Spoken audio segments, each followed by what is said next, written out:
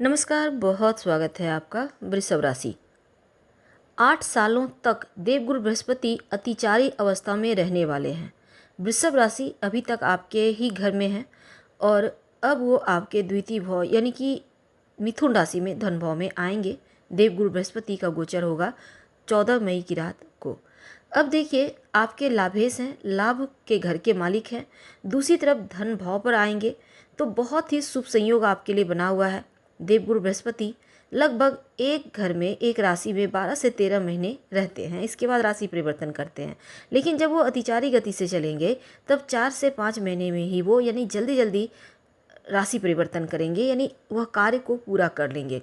तो इस जल्दबाजी में कुछ हमसे गलतियां हो सकती है, अनावश्यक चीज़ें हो सकती है। अब देखिए, देवगुरु बृहस्पति का ये जो अतिचार गति से चलना आपकी लाइफ को बहुत हद तक बहुत तेज़ी से आगे ले जाएगा या बहुत तेज़ी से मुश्किलों को भी बढ़ा सकता है। जब वो 12 महीने का सफ़र 5 महीने में करेंगे, 4 महीने में पूरा करेंगे, तो समझ लें कि उनका स्पीड कितना होगा और यही स्पीड डिपेंड करेगा उनका फल आपके ऊपर कैसा पड़ेगा। अब देखिए, देवगुरु बृहस्पति इसके पहले महाभारत काल में अतिचार गति से चल रहे थे और आपको तो पता ही है कि महाभारत काल में हुआ क्या था। तो जल्दबाजी में कुछ गलतियां भी होंगी। जल्दबाजी में जब देवगुरु बृहस्पति फटाफट से दौड़ेंगे तो बहुत कुछ उनकी आंखों से भी छूट सकता है। तो ऐसे में 15 मई को जब देवताओं के गुरु आपके मिथुन राशि आपके धन भाव में आएंगे तब धन से जुड़े हुए कार्य आपके संपन्न होंगे। लेकिन याद रखिए, जल्दबाजी में निर्णय मत लीजिएगा, किसी पर आंखें बंद कर भरोसा ना करें, किसी को धन उधार ना दे, कर्ज वगैरह लेने से जरा सतर्क रहें। 18 अक्टूबर तक देवगुरु बृहस्पति आपके धन भाव में रहेंगे और इसके बाद आपके कर्क राशि यानी तृतीय भाव में आ जाएंगे। तो अब देखिए, घर परिवार का वातावरण में जो भी असमानताएं थी, जो भी दूरियां थी, परेशानी थी, वाणी बस वो बहुत हद तक कम होगी, खत्म होगी। इनकी दृष्टि आपके छठे घर पर पड़ेगी। अगर आप, चूँकि छठा घर रोग चोट ऋण कर्ज शत्रु का है, नौकरी के लिए आप परेशान हैं, तो ये यहाँ पर देवगुरु बृहस्पति का जो दृष्टि है गंगा जल के समान पवित्रता रखती है। तो ये पवित्रता आपको कर्ज से मुक्ति दिलवाएगा, जॉब प्राप्ति करवाएगा, शत्रु विरोधी दबे रहेंगे। और नवी दृष्टि जो है, नवी दृष्टि जो आपके लिए रहेगी वो 4-5 महीने बहुत प्रभावशाली होंगी। 7वीं दृष्टि, 8वीं दृष्टि और 9वीं दृष्टि। ऐसे में करियर के मामलों में उन्नति के योग बनेंगे। आप ये समझ के चलें कि सौभाग्य वृद्धि होगा इन 5 महीने में। सर्वाधिक इम्पॉर्टेंट ये वक्त आपके लिए होगा। अब देखिए, देवगुरु बृहस्पति 18 अक्टूबर को मिथुन राशि से निकलकर कर्क राशि में पहुँचेंगे।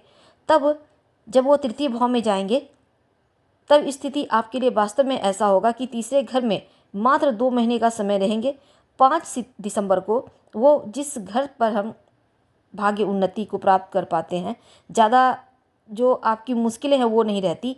3 महीने का समय है, उस दरमियान कुछ गलती हो सकती है, इसलिए ज़्यादा सतर्क रहिएगा। धन के लेन देन के मामलों में बहुत संभल कर रहिएगा, किसी पर भरोसा ना करें। हो सकता है कुछ कार्य बनते बनते आपके अटक जाएं, यानी कुछ चीज़ें आपकी अटकती हुई उस समय दिखेंगी। तो साल के अंत में 2-3 महीने बहुत संभल कर आपको बिताना होगा। लेकिन आपके जब धन भाव में रहेंगे तो वाणी पर थोड़ा कंट्रोल रखिएगा, क्रोध कम कीजिएगा। कुछ भी किसी को बोलने के पहले 4 बार सोच लें, थोड़ा कम ही बोलें, मुंह बंद करना सीख जाइए। भाग्य भाव पर इनकी दृष्टि है तो देखिए, सप्तम भाव पर भी है। तो व्यापारी भाई हैं, अतिचार अवस्था में रहेंगे तो आपके कार्य जल्दी जल्दी संपन्न होंगे। देवगुरु बृहस्पति आपके लिए जो 2 महीने का समय होगा, 18 अक्टूबर से लेकर 5 दिसंबर तक, इस समय आपको लाभ होगा, धन प्राप्ति के योग बनेंगे, क्योंकि यहाँ से तीसरे घर से उनकी दृष्टि पड़ेगी 11वें घर पर। अब इनकम के सोर्स भी बढ़ेंगे। बस ध्यान ये देना है कि कोई मौका हाथ से छूटे ना। 5 दिसंबर से लेकर 6 जून तक जो वक्त है मिथुन राशि में प्रवेश करेंगे। अब यहाँ पर इनको छोड़कर जब कर्क राशि में जाएंगे तब अब ये वक्त होगा कि पैसों को लेकर, इनकम को लेकर, फैमिली को लेकर या फिर किसी तरह का मैनेजमेंट को लेकर देवगुरु बृहस्पति का ये महापरिवर्तन आपके लिए अति शुभ होगा। क्या उपाय करेंगे? देखिए, आप शिव जी की आराधना करें, नियमित रूप से उनको जल अर्पित करें और ओम ह्रीं बृहस्पति नमः का जप करें तो आपके लिए अच्छा है। हालांकि 2025-26 के बातें हमने आज बहुत हद तक आपसे साझा की। अगले वीडियो में थोड़ा और विस्तार से हम बात करेंगे। फिलहाल आपसे विदा लेते हैं। धन्यवाद।